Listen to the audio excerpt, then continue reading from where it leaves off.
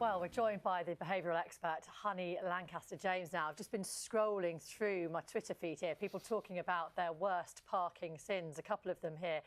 Jamkin says, people who don't have children parking in parent and baby spaces really grinds my gears. If you say anything, you usually get a mouthful of abuse. And another one here, the owners of certain posh cars, claims Martin, who use 2 spaces to ensure they don't get scratched. Does that really happen? It does, yes. I mean, actually, I have to admit, I've got quite a wide car myself. And yes, I had an issue a couple of years ago where I came back to my car and there was a scrape down the side.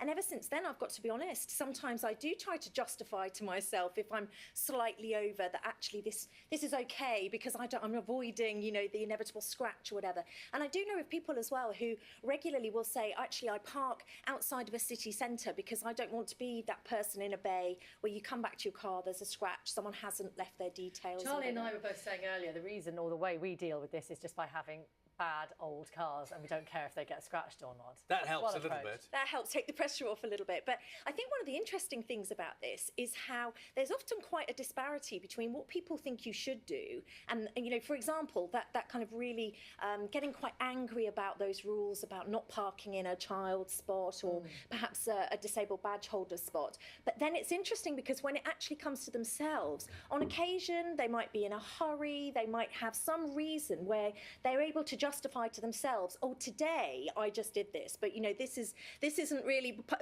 I'm not a rule breaker as such. I'm just kind of justifying my behaviour on this one occasion, or it's just for a few minutes. Now, the pictures we were looking at there were like sort of like multi-story type car park or a supermarket car park. A lot of people say, when did the spaces get so small? Well, you know, you get those times when you park in the middle of your bay, but you still can't get the door open to get out. I think obviously what we're seeing is a kind of rise in the larger vehicles and a number of those parked together. And what you get is a kind of psychological phenomena called the bandwagon effect, which is you see somebody else's parked their car, it's slightly over or it's really just on the line. And so it makes you think, right, well, they've done it, I'm going to do it. And before you know, a tiny little bit like sometimes that you added to each just space. Get out of the car, don't you? You do. I think I read on the research that there's about 23 centimetres on average available for you to get out if someone's parked central to the space, but then the person next to you has parked right on the line. And gives you that's very fine small if you're window. built like this as well. But Yeah. if you're a slightly larger or taller person, then...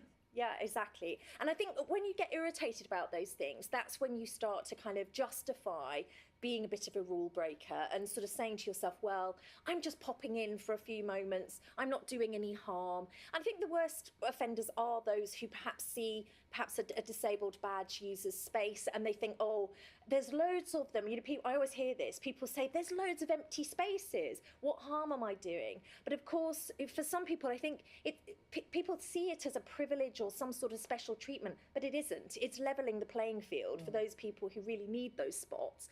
And what I always say to people is, if you're struggling to kind of see that, maybe think of someone in your own family who really needs to be close to the doors or perhaps is hard of mobility or whatever. And then it helps you to kind of have compassion for that faceless person who you think you're not violating, but then you sort of humanise it a little bit. It's one of those issues that does wind people up. It really does. does. That is for sure. Nice to see you here this morning. Thank you very much. Pleasure. Thanks, honey. Keep your thoughts coming in this morning for you.